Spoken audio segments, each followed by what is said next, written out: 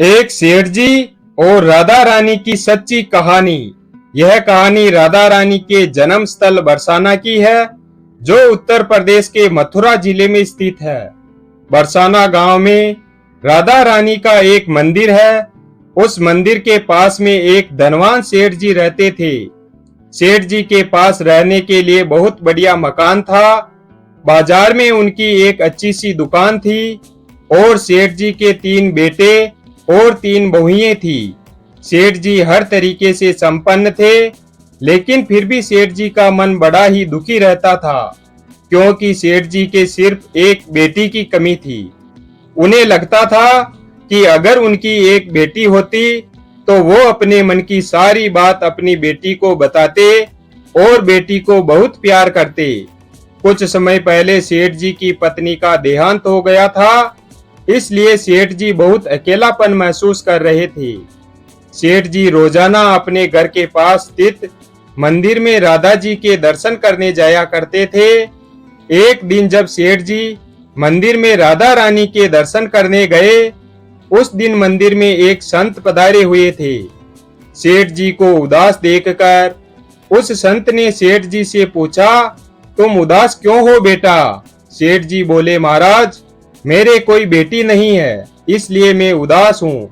संत मुस्कुराए और बोले, यदि जीवन में किसी का अभाव है तो उसकी जगह पर भगवान को बिठा लेना चाहिए। सेठ जी बोले, महाराज, मेरे तो कोई बेटी नहीं है, तो मुझे क्या करना चाहिए? संत बोले, अरे सेठ, जब तुमको बरसाने का वास मिला है तो तुम बरसाने की बेटी राधा रानी को ही अपनी बेटी क्यों नहीं मान लेते हो? संत की यह बात सेठ जी को बहुत पसंद आई। उसी दिन सेठ जी ने राधा रानी का एक बड़ा सा फोटो मंगवाया और उसे अपने कमरे की दीवार पर लगा दिया। अब तो सेठ जी का जीवन ही बदल गया। सेठ जी उठते बैठते सोते जागते राधा रानी को अपनी बेटी मानकर उनसे बातें करने लगे और सेठ जी को अपनी बेटी को हर बात बताने में बहुत आनंद आता था।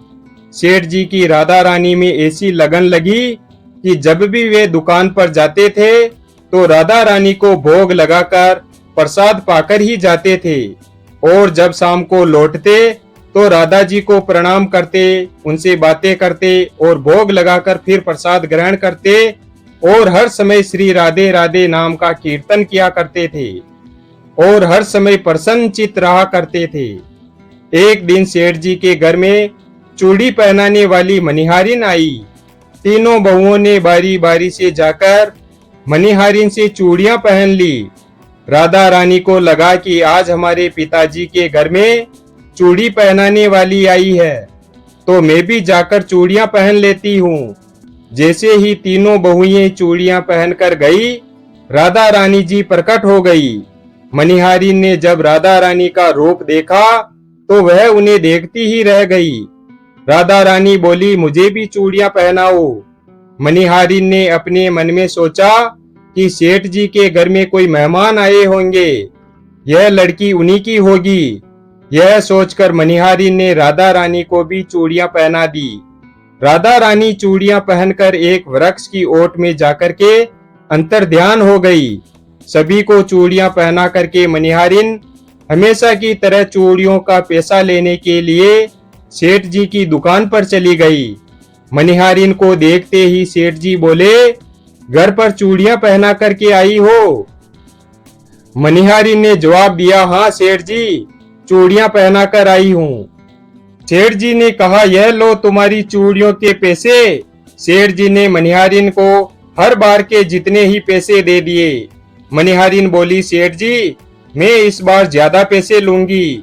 मैंने आपके घर में 3 जनों को नहीं बल्कि 4 जनों को चूड़ियां पहनाई है। सेठ जी बोले, हमारे घर में तो 3 बहुओं के अलावा चौथी तो कोई है ही नहीं चूड़ी पहनने वाली। मनिहारिन बोली, यह तो मैं नहीं जानती हूँ सेठ जी, लेकिन मैंने तो चूड़ियां 4 जनों को पहनाई थी। सेठ जी बोले कि बाकी के पैसे मैं पहले अपने घर में पता करूंगा, इसके बाद तुम्हें दूंगा। मनिहारिन बोली, ठीक है सेठ जी, आप घर में पता करके बाद में दे देना। ऐसा कहकर मनिहारिन वहां से चली गई। शाम को सेठ जी अपने घर पर पहुंचे। उन्होंने घर में मनिहारिन के बारे में पूछा। उनकी बहू ने कहा कि केवल हम तीनों ने ही चूड़ियां पहनी थी। सेठ जी बोले, मैंने भी मनिहारिन से कहा कि चौथा तो कोई है ही नहीं हमारे घर में जो चूड़ियां पहने। इस प्रकार से सेठ जी यह बात भूल गए और अपने नित्य काम में लग गए। सेठ जी श्री राधा रानी बोलते बोलते श्री राधा रानी को भोग लगाकर प्रसाद ग्रहण करके सो गए। थोड़ी देर बाद जब सेठ जी को नींद आ गई तो उनके सपने में श्री राधा रानी जी प्रकट हो गई। राधा जी बहुत ही उदास थी। उनकी दोनों आंखों में आंसू भरे हुए थे। सेठ जी ने पूछा, बेटी उदास क्यों हो? श्री राधा जी बोली, आज मेरा मन बहुत दुखी है क्योंकि मैंने अपने पिताजी का घर समझकर यहाँ उस मनिहारिन से चूड़ियां पहनी थी, लेकिन पिताजी आपने उस मनिहारिन को मेरी चूड़ियों का मोल नहीं चुकाया। पिताजी आपने मुझे अपनी बेटी तो बना लिया, लेकिन चूड़ियों का मोल चुकाते समय आपको मेरी याद नहीं आई। आपने मुझे भुला दिया, इससे मैं बहुत दुखी हूँ। यह सुनकर सेठ जी सपने में ही रोते हुए बोले, बेटी मुझे माफ कर दो, मुझसे बहुत बड़ी भूल हो गई है। सेठ जी तुरंत नींद में से उठ बैठे। सेठ जी की दोनों आंखों से आंसुओं की धारा बह रही थी। सेठ जी ने तुरंत अपनी तिजोरी खोली और तिजोरी से पैसे निकाले और उसी वक्त मनिहारिन के घर की तरफ रवाना हो गए। सेठ जी ने मनिहारिन के घर पर जाकर दरवाजा खटखटाया। मनिहारिन ने दरवाजा खोलकर देखा तो बाहर सेठ जी खड़े थे। इतनी रात को सेठ जी को देखकर मनिहारिन आश्चर्यचकित रह गई। सेठ जी की दोनों आंखों में आंसू भरे हुए थे। सेठ जी मनिहारिन से बोले कि मनिहारिन, तुम्हारे जैसा भाग्यवान कोई नहीं है। मनिहारिन बोली, सेठ जी आखिर बात क्या हुई? सेठ जी बोले, मैंने राधा जी को अपनी बेटी बनाया, लेकिन मैंने उनको कभी साक्षात अपनी आंखों से नहीं देखा। लेकिन तुमने आज उन्हीं राधा जी को अपने हाथों से चूड़ियां पहनाई है। आज तुम्हारे जैसा भाग्यशाली इस धरती पर कोई नहीं है।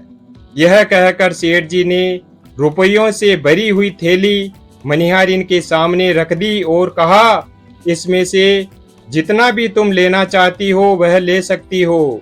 जब मनिहारिन ने सुना कि स्वयं राधा जी उससे चूड़ियां पहनने आई थी तो वो मनिहारिन को अपने ऊपर विश्वास ही नहीं हुआ कि आखिर मैंने पिछले जन्म में ऐसा कौन सा पुण्य किया है जो मुझे स्वयं राधा जी के दर्शन हुए।